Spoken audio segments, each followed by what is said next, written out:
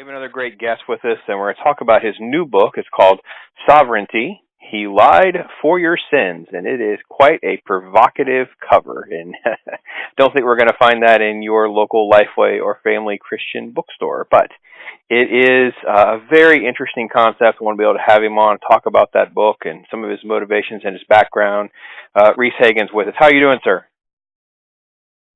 Good. How are you, Brandon? Oh, I'm very blessed. Thank you. And get right to Sovereignty. Talk a little bit about the book itself, like a little short synopsis of what people will read as they dive into your novel. Yeah, sure. So it's set back in Jesus' time. It's about a Roman banker who he's offered a lucrative contract by the governor of Judea, where he lives, and he can't fulfill it. So what he does is he seizes all the churches in Jerusalem, and then he blackmails this local wise man named Jesus Christ into saying that he's the Son of God, and so that people will donate to the churches. Wow, that is definitely a provocative premise, and one that I think has been sort of kind of perpetuated by some folks against Christianity and that kind of thing. So is it something that you felt is capturing that sort of belief system and thought of how the origins of Christianity came to be? Yeah, I mean, one of the biggest inspirations was my time in the churches. I grew up in Christian churches, and the last one I went to, I was there for about 6 years. By the time we left, we realized it was quite radical, and it was actually clinically defined as a cult. And it was a part of this larger network of churches, and we realized that the person who was running this big network was mostly in it for the money. There was a lot of subtle talk about money, and there was also a lot of books that this person had written and CDs they'd brought out, all this sort of stuff like merchandise and fan-based sort of stuff. And then I looked into it a little bit more, and all of these really big preachers, they're very wealthy people. And so it's become obvious that religion is lucrative. And that was one of the biggest inspirations for me writing Sovereignty, because it just seems plausible to me that the whole thing was started for a personal agenda, and historically speaking, money is the biggest motivator. So I centered the book around that premise, but also about how we can believe anything. We can convince ourselves of anything. And so if we hear something like this and we hear it enough, and we're presented with enough evidence, whether it's real or fake evidence, then we do just sort of get into this little niche or this little nook where we find ourselves believing it. Okay, so all right, well, that's a very intense kind of a Dan Brown sort of approach to the backdrop of Christianity, the origins of Christianity, and that kind of thing. What would you define as a cult? Let's start there a little bit about how you would define a cult, because you obviously went through some pretty serious times. Yeah, so first thing I'll say is that if anybody wants a more professional definition of a cult, they can go to, they can probably just Google what defines a cult, but I especially recommend the ASAMA website. That's the Edmonton Society Against Mind Abuse. And there are plenty of resources out there to help people define what a cult is, though. For me, it was about isolation and fear. And they were the two biggest things that kept us in this place of, submission and control. So obviously one of the biggest motivators, or at least one of the biggest things that put fear into the members of a Christian group is hell. And that was something that the preachers would touch on quite regularly. The isolation came into it a little bit later, and that would come in the form of them sort of putting the idea into your mind that, hey, you know what, your friends aren't actually really good for you. They're kind of dragging you back, and your parents actually do this and they do that, and they put these ideas in your head that all these people around you outside of the group are actually really bad people. And I know that a lot of the people in the church that I went to, a lot of the people in this bigger network, they have separated from their family and friends, and pretty much everyone they know is now within the group. And it makes it very difficult to leave when you'll be leaving alone, and you'll have no support network if you do leave. So for me, that's a sort of general definition of what a cult is, something that thrives off isolation and fear.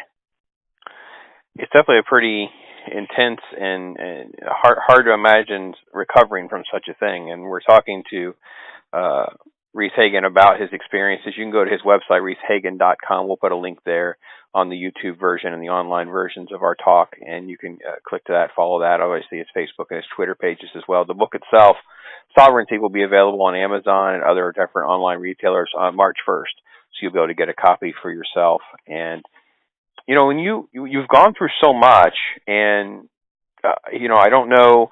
I will say that, you know, I'm on the other side of the fence, so we don't agree. But I will say that I do understand where, you know, the bad apples, you know, spoil it for everyone, right? So you get into the situation, like you said, prosperity preachers. And you know, you watch something on TV, for instance, and you feel like, well, they're spending more time talking about their book or CD rather than they're talking about even the scripture they're going to read from. And that's a little bit about what you're kind of get at with some of, like, you know, almost like the church as a corporation, right? Yeah, that's a good way of putting it. It's a big business in a lot of ways, but I see where you're coming from as well when you say that, you know, it's not all Christians are like that, essentially. And, you know, having a disagreement on core beliefs, that's not such a bad thing in my eyes. You know, it takes all sorts to make a world and all that sort of stuff. And I think Kurt Vonnegut said it best at the beginning of Cat's Cradle when he said, live by the harmless untruths that make you brave and kind and healthy and happy. And so, you know, if I don't agree with you, but I see that what your beliefs are producing and the price of those beliefs are good, and they're benefiting the community, they're benefiting you, and they're not hurting anyone, then who am I to take that away from you, you know? And so that's the general belief that I've adopted. Well, and I definitely would say one of the areas that I would disagree with this church, and one thing I will agree with you on, is the element of isolation. If your church is about isolation, then they're doing something wrong. The entire premise of the gospel, the Great Commission that Jesus gives, is go and spread the good news. It is not about going into your Christian bubble and going to the club once or twice a week to pat each other on the back and you know, open a book to a page, whatever, and feel good about yourself. It's about you believe in a redemptive power of who Jesus Christ was and is. So it's a very interesting dynamic. And I don't know how commonplace the cultish aspects that you're speaking of in terms of such a forceful isolation are, but I will definitely say I agree with more of the prosperity gospel part. That's a very interesting dynamic. And I'm not sure you know, when we look at the historical nature of scriptures, for instance, do you believe that there was a guy named Jesus? It's honestly a kind of arbitrary fact to me. Whether he was just someone who was fictional or someone who was real, I think either way, it was. If he was real, he was probably a wise man who studied the scriptures and preached a kind of prosperity and that sort of stuff. And over time, his image has been corrupted, or I shouldn't say corrupted. His image has been deified, and so he's been turned into the Son of God.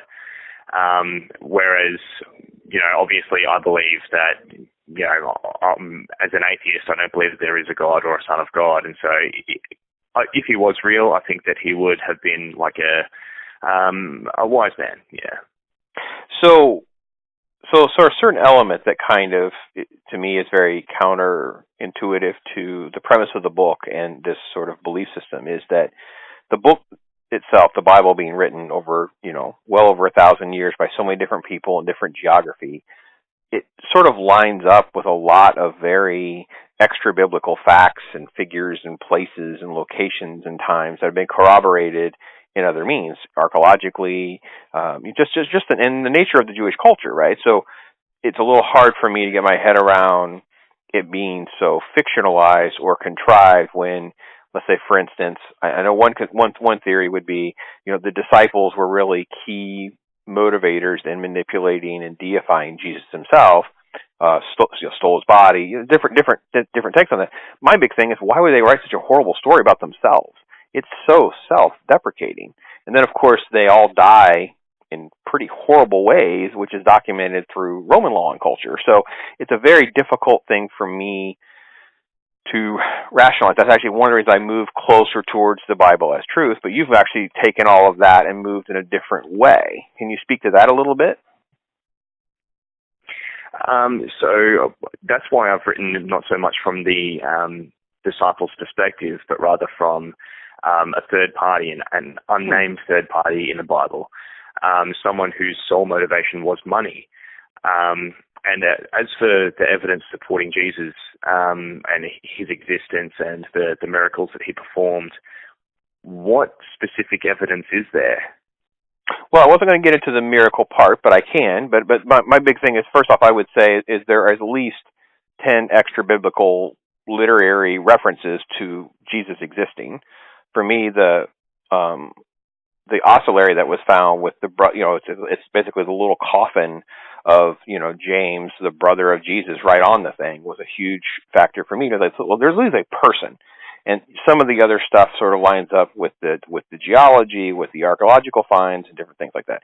So when you get to the miracles and you start to go back to the actual text, can we actually believe the text? And for me, it was eyewitnesses, right? So you start to go, all right, well, we have all these different things lining up. You have Pontius Pilate with Tiberius. You have so the Roman timeline kind of can be laid out. You can get all these different things laid out together, and everything is lining up. And when we get to discrepancies or errors, they tend to be, usually the translation has to go back. The age of the internet has actually made this easier for me to research, going back to Hebrew and Aramaic and where some of the confusion kind of lies. But it starts to go, all right, well, then we go, all right, well, what about eyewitness testimony? And the one thing I didn't know, and as I kind of researched things for me personally, was, there's so much more, there's so many thousands of documents that was copied and spread compared to even something like the Iliad or Alexander the Great's legacy that we take as 100% fact. There's really no questions of the validity of the text.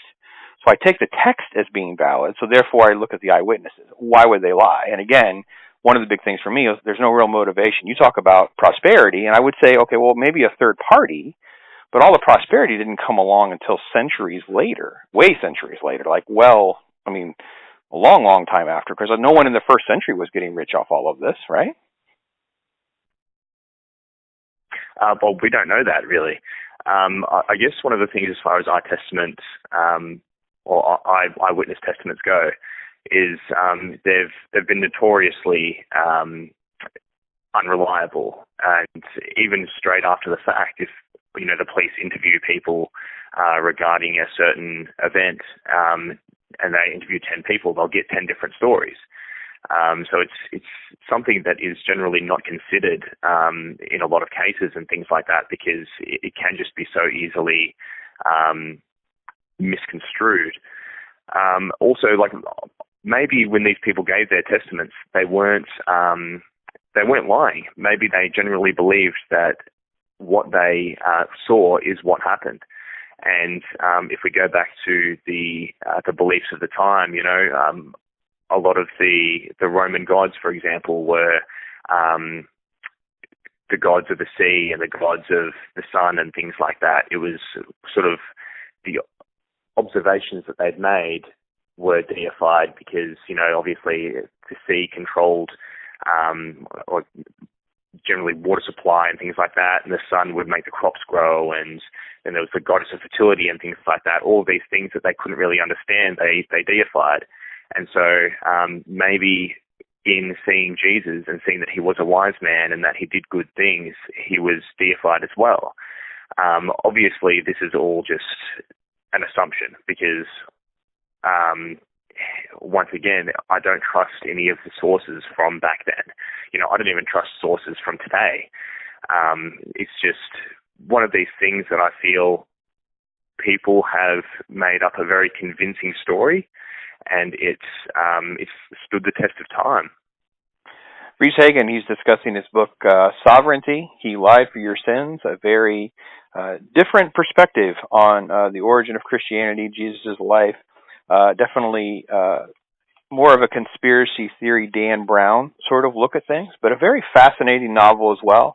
I will say I definitely agree with, a lot of what he talked about that came out of his background, and I think is some of the motivation behind the main character in the story that is looking to profit off of this person, the exploitive nature of things. There's definitely something to human nature that is very believable in that. And it's a very challenging exposition to spend some time looking at something that challenges our beliefs and what we think and how we understand something so crucial to our lives as our religion and our faith that drives us in so many ways. So, Rhys, as you go ahead and you start to move forward and rolling out the book and that kind of thing, and you start to reflect on how the book came to be in your own time writing such a thing and that kind of thing, how have you changed and how have you grown in how you sort of respond to everything in your belief systems? Yeah, so writing has been a fairly cathartic experience for me. So this is my second book, and in writing my first book, I just found that I was able to, put a lot of the emotions that I had, especially from, being in an extreme church and, being programmed in a certain way. I was just able to take that and put it on paper and live it out through my characters. And I found it to be healing in a lot of ways, and even an act of rebellion, because in the church we weren't encouraged to have any creative expression. It was solely to serve, really to serve the pastors, to serve the leaders, because, towards the end especially, they started to deify themselves. And so I guess the ways in which the writing has changed me is, I've learned a lot, done a lot of research, but I've also just become a lot more confident in myself, and I've been able to, exercise a lot of the angst that I would have had in my past, even some things I didn't know that was there. Rhys Hagan, folks, we'll link to his website and his social media there, so you can find out more about that. His book, Sovereignty, arrives on Amazon and other online outlet March the 1st, so you'll be able to check out a copy for yourself if you're interested. So stay with us as we kind of roll on through the show. We have a lot more